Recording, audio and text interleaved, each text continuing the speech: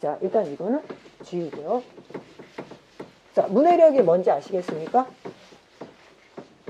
문해력을 이해하셨으면 이제 독서가 뭔지 말씀을 드릴게요. 자, 제가 아이들하고 많이 하는 얘기인데, 자, 책을 읽는다라고 하죠. 독서. 책을 읽는다. 자, 읽는 건 보는 건가요? 듣는 건가요? 네, 보는 거. 보는 거. 자, 그럼 제가 뇌를 하나 좀 그려볼게요. 이 뇌를 잘 그리지는 못해요, 제가. 네, 약간. 네, 여기 좌뇌입니다. 좌측. 이쪽 좌측뇌예요. 좌측뇌를 그리는 건 좌측에 이 청각과 관련된 브로카 영역과 베로니케 영역이 좌측에 있어서 그래요. 근데 아닌 사람도 있대요. 가끔가다는 아닌 사람도 있다는데 그건 참 신기한 것 같아요. 여기가 브로카, 이쪽이 베로니케. 예, 여러분들 좀 쉽게 보시라고 크게 그린 거예요. 이렇게 크지는 않아요. 근데 어쨌든 간에 쉽게 보시라고 한 거예요. 자, 얘가 손해입니다. 자, 별 들어가요. 손해. 이 손해는 오해를 많이 받아요. 이름 자체가 손해잖아요. 그래서 작다고 생각하는데 실제로 펼쳐놓으면 대뇌의 1000배입니다. 네. 엄청나게 넓은 보자기를 뭐 해놓은 거예요? 쫙 해놓은 거예요. 자, 그 말은 사이즈가 크다는 건 뭘까요? 얘 역할이 무시무시하다는 얘기입니다. 즉, 기초적으로 아셔야 될 거는 1.4kg의 우주, 뇌, 인간이 진화하는 과정상에 뇌라는 걸 만들어낸 거잖아요. 만들었죠. 왜? 진화라는 게 뭡니까? 적응하고 생존하고 번식하는 거잖아요. 적응하고 생존하고 번식하기 위해서는 뭐가 필요해요? 자기만의 생존 전략이 필요한데 사실은 인류는 뭐 보시면 알겠지만 정말 형편없습니다. 뛰기를 잘하나요? 힘이 세나요? 뭐 그렇다고 시력이 엄청나게 뛰어난 것도 아니고. 그래서 두뇌를 만들었는데 근데 이 두뇌를 만들고 나니까 아차한 게 있었어요. 얘가 가성비가 제로야. 가성비가 안 좋아요. 우리 물건 살 때 가성비 많이 따지시잖아요. 값에 비해서 성능. 이 뇌가 얘가 먹는 거에 비해서 성능이 안 좋습니다. 가성비가 안 좋습니다. 즉 가만히만 있어도 우리 에너지의 30% 이상을 누가 써버려요? 뇌가. 가만히만 있어도. 근데 뇌를 쓴다는 건 우리 뭐 한다는 거죠? 생각하는 거죠. 의식을 갖는 거죠. 얘가 생각하기 시작하면요. 엄청나게 에너지를 먹기 시작해요. 즉 살기 위해서 뇌를 만들었는데 이 뇌를 유지하는 게 돈이 더 드는 거예요. 그죠? 잘 살려고 집 샀는데 대출비가 더 많이 나오는 상황인 거예요. 네, 그래서 뇌하고 인간이 타협을 봅니다. 무슨 타협을 보냐? 가능하면 너는 움직이지 마. 자, 쉽게 얘기해서 인간은 생각할까요? 생각 안 할까요? 안 합니다. 생각 안 합니다. 가능하면 뇌는 뭐 하기를 원해요? 쓰면 앉고 싶고 앉으면 눕고 싶고 누우면 자고 싶고 이게 우리의 뇌입니다.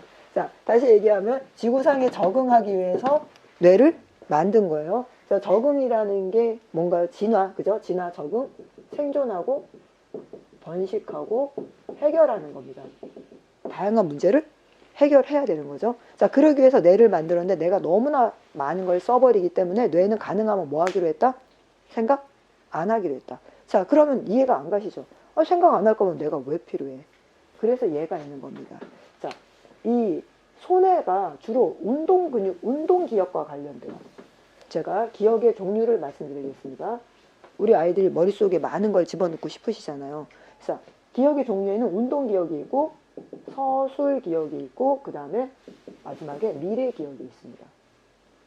자, 운동 기억이 이 손해랑 가장 관련이 깊은데요. 운동 기억하면 여러분들은 막 정말 운동, 근육, 머슬만 생각하시는데 물론 걔도 다 손해가 해요. 맞아요. 숨 쉬는 거 다 합니다. 여러분 숨 쉬면서 자, 폐를 확장시킨다, 줄인다 의식 안 하시잖아요. 자, 운동 기억은요 무의식입니다. 여러분이 의식을 쓰지 않고 하는 모든 무의식적인 행동을 다 누가 하는 거예요? 운동 기억이 손해 쪽에서 하는 거예요. 무의식이 다른 말로 뭘까요? 습관입니다. 습관. 그래서 독서와 관련돼서 말씀드릴게요. 듣고 말하고 읽고 쓰기는 어디로 가야 될까요? 그렇죠. 얘로 가야 됩니다. 읽는데 의식을 써야 된다. 읽기가 편하다, 불편하다? 불편하다는 뜻입니다. 자, 그럼 해석이 될까요? 자, 저도 논문을 쓰기 위해서 영어 원서를 읽습니다.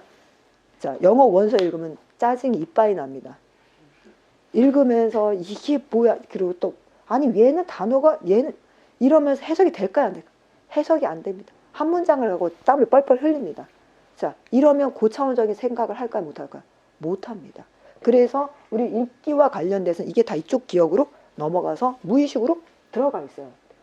자, 그 다음에 기억에는 서술 기억이 있어요. 의미 기억과 일화 기억입니다. 일화 기억을 다른 말로 자소전적 기억이라고 그래요. 자소전적 기억이라는 게 일화 기억이 에피소드예요. 세종대왕은 어린 시절에 그런 일화가 있었다. 에피소드가 있었다. 즉, 이 기억은 자기가 오감으로 느끼는 기억이에요. 어머니들 지금 오늘 어디 여기 오셨잖아요. 그럼 이거를 기억할 수도 있고 못할 수도 있어요. 자, 왜 못할 수도 있느냐? 일상적이고 평범하고 똑같으면 운동기억이잖아요. 운동기억 한다 안 한다? 기억을 한다 안 한다? 안 한다예요. 자, 이 운전 처음에 배우실 땐 손에 힘 빡 들어가서 눈에 이렇게 하고 막 긴장을 해서 하시잖아요. 그래서 심지어는 내가 5분 운전을 하고 왔는데 그 코스가 다 기억이 납니다. 그죠?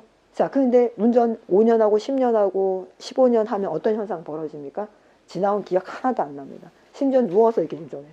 핸드폰 보고 하고 핸드폰에 문자 내용은 기억나도 여기 옆에 뭐가 지나가는지 기억 하나도 안 납니다. 즉 무의식으로 넘긴 거는 가능하면 뭐한다? 에너지를 거의 안 쓰게 되는 거예요. 그래서 일화 기억 중에서도 어떤 것만 기억해요? 내 생존 번식에 도움이 되느냐? 안 되느냐? 그렇다는 건 오늘 걸 기억할 확률은 굉장히 높아집니다. 왜?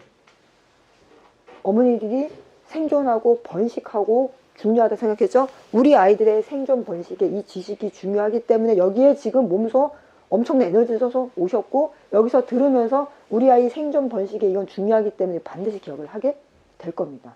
그런데 딱 들어봤더니 뭐 생존 번식이 그렇게 뭐 중요한 거 없네. 끝나고 차나 마시고 브런치를 먹을까 뭘 먹을까 이러고 있으면 기억이 안 나시겠죠. 그래서 일화 기억은 우리 아이들이 얼마나 강력하게 추억을 하느냐예요. 자, 그래서 예를 들면요. 치매 걸리신 분 중에 일화 기억 쪽이 치매가 걸리신 분들은 그러니까 일화 기억은 이렇게 생각하시면 돼요. 사진 앨범이 일렬로 쫙 나열되어 있는 거.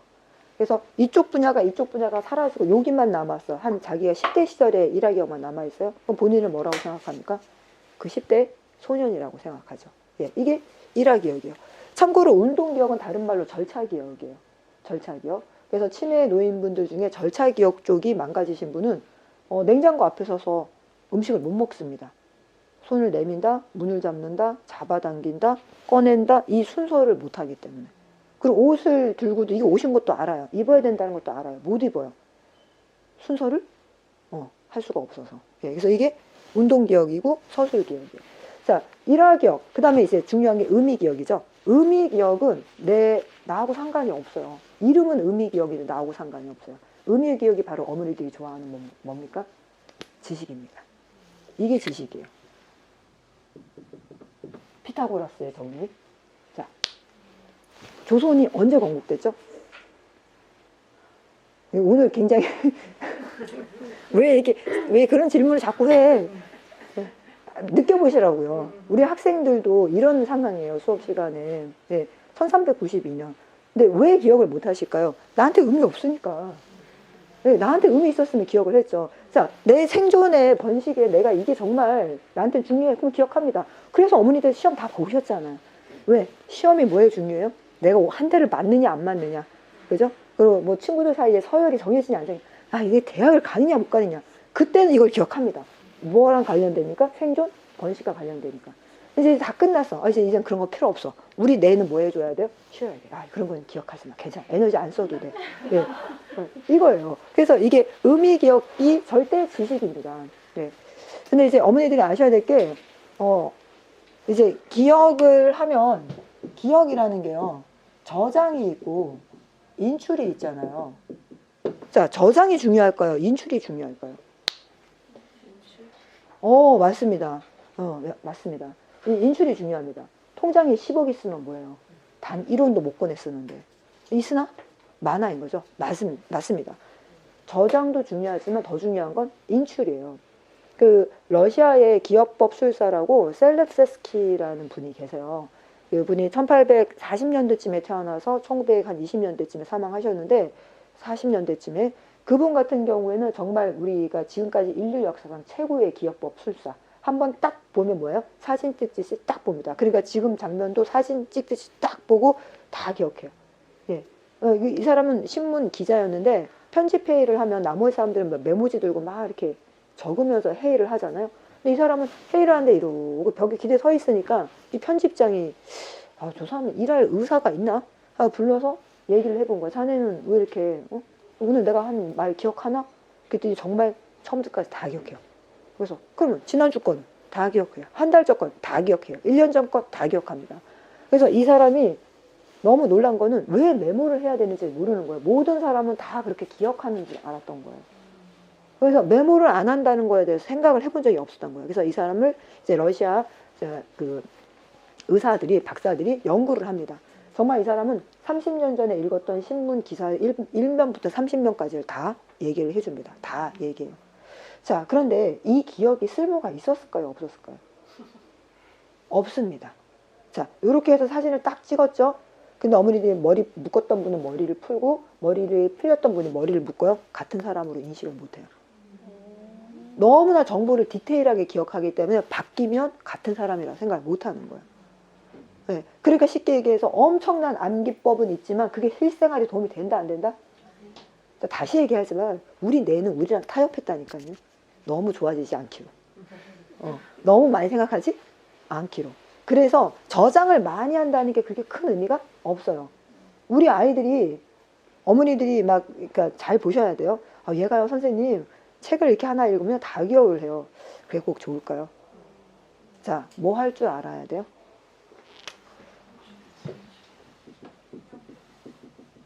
선택할 줄 알아야 됩니다. 네. 머리 좋다라는 거, 참 기억 잘한다라는 건 선별적으로 선택해서 정확하게 기억하고 필요할 때 꺼낸다라는 얘기예요. 모든 걸 다 기억한다? 우리 흔한 말로 왜 어떤 분야의 박사분들 보면 좀 멍하지 않나요? 그 분야에서는 굉장히 지식이 많지만 저도 뭐 솔직히 집에서 라면 하나 끓이라 그러면 손 떨고 라면 끓여요. 탁 봉지를 보면서 물을 500ml, 500ml, 500, 그 물컵 어디 갔지? 막 다른 분들은 뭐 감으로 500을 따르시더라고요. 그럼 저는 막 그 물컵 해갖고 심지어 물컵이 없으면은 불안해갖고 500짜리 생수를 사갖고 막 이렇게 따라보고 막 이럽니다. 그래서 라면 하나 끓이려면 1시간이 걸려요. 그래서 나한테 안 시켜요. 네. 그래서 이 선택적으로 저장을 할 수 있어야 돼요. 자, 그러면 인출이 더 중요하다 그랬죠? 인출을 생각을 해보시면요. 아이가 보이는데 리뷰가 있고요. 인식이 있고요. 회상이 있습니다.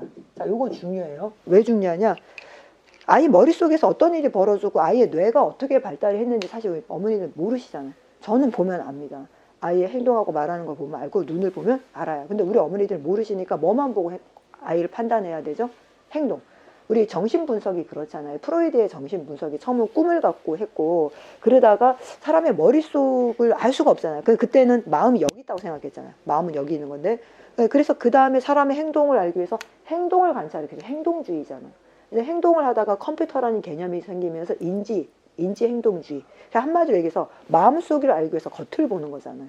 예, 맞습니다. 그래서 아이가 인출하는 방식을 보시면 알아요. 인출하는 방식 중에 저장이 되어 있는 건 얼마나 저장이 되는지 알 수가 없잖아요. 그래서 아이가 리뷰식으로 인출을 한다. 이 문제가 심각한 거예요. 리뷰는 뭐냐면요. 외부에서 자극이 왔을 때 탁 튀어나오는 거예요. 툭 치면 탁 나오는 거. 자, 이게 좋은 게 아니에요. 왜 그러냐면 잘 보세요. 아침에 엄마가 사과 반쪽을 줘서 애가 맛있게 먹었어요. 자, 아침에 내가 사과 반쪽을 먹은 걸 기억을 해야 될까요? 안 해야 될까요? 안 하는 게 맞습니다. 왜요? 생존하고 관련된가요? 아침에 사과 반쪽 먹은 거 반드시 선택해서 외워야 되나요? 어제 점심 뭐 드셨어요? 기억하시면 안 돼요. 이거 기억하시면 문제가 심각한 겁니다. 이거 기억하시면 셀럽셉스키처럼 우리 그 암기법 뭐 그런 거 한번 테스트 받아보셔야 돼요. 기억할 필요가 없는 걸 기억하는 건 안 돼요. 그죠? 그런데 만약에 저는 어제 점심 기억해요. 그럼 이건 특별했던 거예요. 남편이 그죠? 뭐 우리 결혼기념일이잖아 하고 뭐 꽃과 함께 뭐 보내줬다든지 그런 것도 기억 못할 수도 있어요. 한 30년 살다 보면 결혼기념일 따위는 기억 못합니다. 자, 근데 어쨌든 인출 중에서 리뷰는 그래서 애가 아침에 사과를 먹었어요. 점심을 먹고 5개월씩 국어 시간이 되었습니다. 국어 시간에 이제 비교하고 대조하며 읽기라는 단원을 배워요. 자, 비교하며 대조하며 읽기인데 이게 쫙 있다 보니까 이게 사진 자료가 딱 있는데 사과가 있는 거야. 얘가 머릿속에 순간 나 아침에 사과 먹었는데 아, 근데 오늘 사과 먹은 거는 좀 맛이 좀 그랬어. 아, 사과 생각하니까 할머니 생각난다. 아, 할머니 집이 대구인데, 대구는 사과가 유명한데.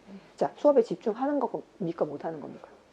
자, 이게 스키마 통제 안 된다는 얘기예요. 자, 쉽게, 스키마 통제 안 되는 게 여기와 여기가 짧다는 얘기입니다. 그냥 생각나는 대로 툭툭 얘기하고 허신 말 탁탁 하고 그 다음 계속 그걸로 이어집니다. 자기가 지금 여기서 뭘 하는지 몰라. 비교하며 대조하기 읽기 위해서 자료를 쓴 사과면 그냥 아 요거는 비교하며 대조 읽기 위한 그냥 사과구나. 아침에 먹었었는데 사과 보니까 좋네. 요 정도에서 끝나야 돼요. 예. 그런데 이 스키마 통제가 안 되는 애들은 자 베트남 쭈놈 왕조에 대해서 공부하겠습니다. 아 베트남 엄마랑 여행. 저 베트남 여행 갔다 왔었어요. 자 이게 몇 학년 아이들한테 주로 많이 보일까요? 그렇죠. 1학년, 2학년, 3학년, 4학년이 보이면 이제 심각해지기 시작합니다. 1학년, 2학년, 3학년 애들은 그래요. 왜냐면요. 1학년 애들은 이제 5, 6, 7세 우뇌가 이제 막 발달을 했다가 이제 7, 8, 9세 좌뇌가 발달해요. 그렇기 때문에 자랑질을 하고 싶어서 미치는 나이가 1, 2학년 나이예요. 그래서 저 베트남 갔다 왔는데 나는 태국 갔다 왔는데 그때부터 수업에 비교와 대조는 다 사라지고 뭐만 남습니까? 각종 여행과 가고 싶은 여행 장소가 남습니다. 네, 이게 리뷰예요. 자, 리뷰는 기억에 도움이 될까요? 안 될까요? 안 됩니다. 리뷰는 선택을 방해합니다. 맥락을 방해해요. 제가 이거 뭐 해야 된다 그랬죠? 문제 해결해야 된다 그랬죠? 문제를 안 보고 뭐만 봅니까? 사과는 맛있겠다. 이거만 보고 있어요. 네, 그래서 리뷰는 도움이 안 돼요. 그래서 우리 아이가 말을 잘하는 건지 리뷰 반응을 하는 건지 잘 보셔야 돼요. 집중을 하면서 살짝 얘기는 할 수 있어요. 아, 아침에 사과 먹었는데 사과 사진 나오니까 신기하네. 뭐 요 정도는 할 수 있는데 그 다음에 근데 저희 대구에 사는데요. 예전에 제가 사과를 먹었었는데 뭐 이런 얘기까지 나오면 이제 그때부터는 넣어도 이렇게 해야 돼요. 자, 그러면 인식은 뭐냐면요. 외부에서 자극이 오고 내부에서도 자극을 주는 거예요. 외부에 내부에서 자극이 둘 다 있어야 돼요. 대표적인 게 객관식 시험 문제입니다. 제가 지금 계속 여러분에게 질문했죠. 자, 조선을 건국한 사람은 누군가요? 자, 요 질문을 딱 듣는 순간 여러분의 머릿속은 정광석회처럼 확 돌면서 내가 갖고 있는 지식을 한번 확 풀어냅니다. 그러면서 답을 딱 알면 쏙 시원해요. 이성계. 근데 답을 딱 모르면 이걸 내가 왜 모르지 하면서 막 내부에서 자극이 막 일어나요. 이게 인식이에요. 자, 인식은 결국 시험 문제 푸는 것과 관련이 있습니다. 제가 가르치는 중고등학생이 선생님 이번에 올백이에요. 그래서 올백이라고요. 인식을 잘 썼군. 자, 인식은 기억에 도움이 안 됩니다. 시험 100점 맞는 건 그냥 자극에 대한 뭐 한 거예요? 반응을 잘 찾아냈을 뿐이에요. 그리고 제대로 찾아낸 거 아닐 수도 있어요. 왜? 오지선다는요. 이 문제 이게 잘 읽어보시면 선생님들이 참 성의 없게 문제를 만드십니다. 얘가 답일 수밖에 없어요. 내가 답을 몰라도 얘가 답일 수밖에 없어요. 그러면 그 답일 수밖에 없는 걸 틀리는 우리 아이는 뭘까요? 이해력이 안 되는 거죠. 그러니까 기본적인 이해력이 되고 기본적인 자기 학년의 사고력을 갖춘 아이라면 그 문제를 맞출 수밖에 없는 그 보기에 예. 그래서 그 아이들이 중학생 아이들이 이렇게 얘기해요. 선생님, 제가 역사 공부를 엄청나게 했는데 문제가 이런 식으로 나올 줄 알았으면 공부 안 했어요. 이러는 거예요. 왜요? 보기가 조선시대 얘기에다가 갑자기 고려시대 보기가 나오면 보기를 보는 순간 나머지 읽을 필요가 없잖아요. 선생님 참 성의 없다. 그러니까 예쁘지 않은 오답에 예. 그게 눈에 보이는 거예요. 자, 인식이 뭔지 아시겠습니까? 우리 어머님들이 다 하셨던 게 인식이에요. 중간고사, 기말고사 동안은 빡세게 공부하고 쫙 답 딱 맞추고 내가 좀 공부했지. 나 일주일만 지나도 시험 범도 기억이 안 납니다. 이제 2주가 지나면 그런 문제가 있었어? 이제 3주가 지나면 자, 진짜 몇 년이 지났죠? 기본 한 15년은 지나셨잖아요. 기억이 안 납니다. 자, 인식, 기억에 도움이 될까요? 안 될까요? 안 됩니다. 자, 그래서 우리 아이들이 시험 잘 보고 단원평가 100점 맞고, 그죠? 그냥 단원평가가 그래도 서술형이라면 괜찮아요. 서술형이 아니고 객관식이었다면 우리 아이가 잘 공부하고 있고 잘하고 있다고 믿으시면 안 돼요. 예. 뭐 할 줄 알아야 돼요? 회상할 줄 알아야 돼요. 회상이 아까 제가 보여드렸던 그겁니다. 지식의 냄비. 자기가 갖고 있는 지식이 어느 순간에 자기 색깔로 끌어 넘치다가 팍 하고 통찰하는 거. 자, 그러면 회상을 알아볼 수 있는 제일 좋은 방법이 뭘까요? 쓰기입니다.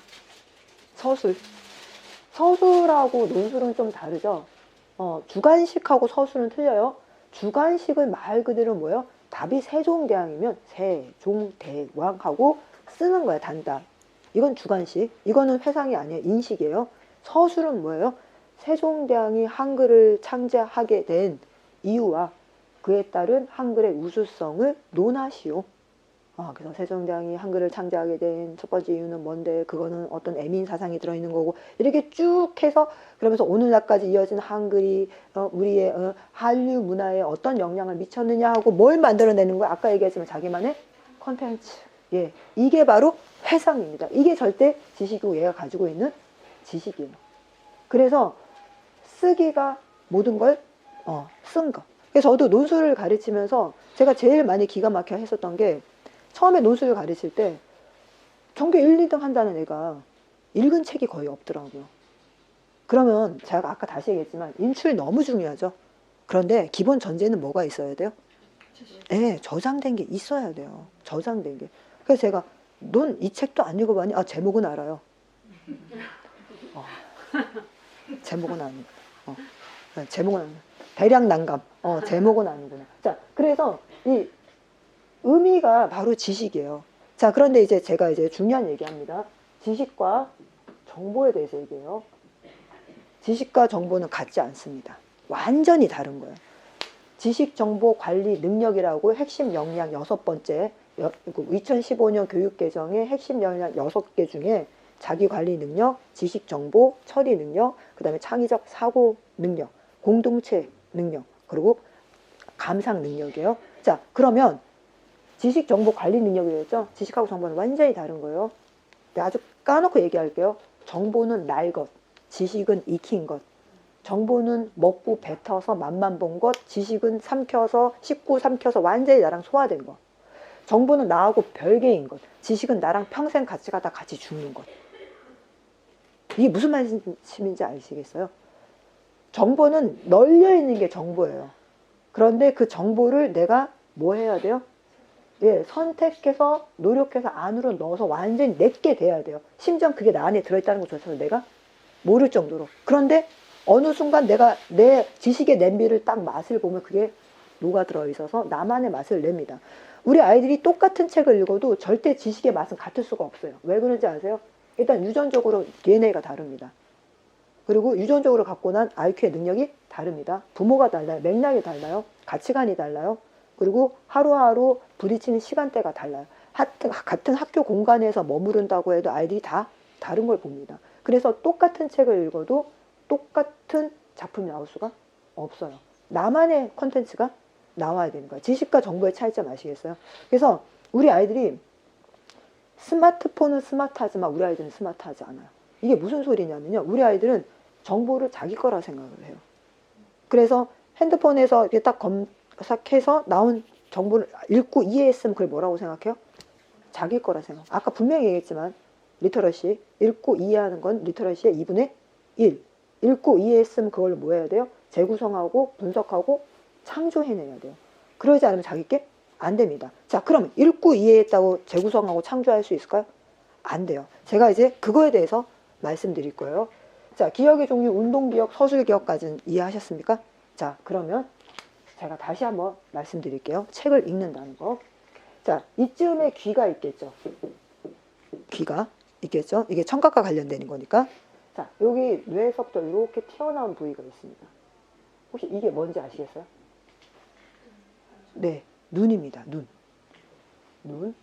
자, 눈은 인간의 뇌가 밖으로 튀어나온 거예요. 그러니까 눈은 뇌예요.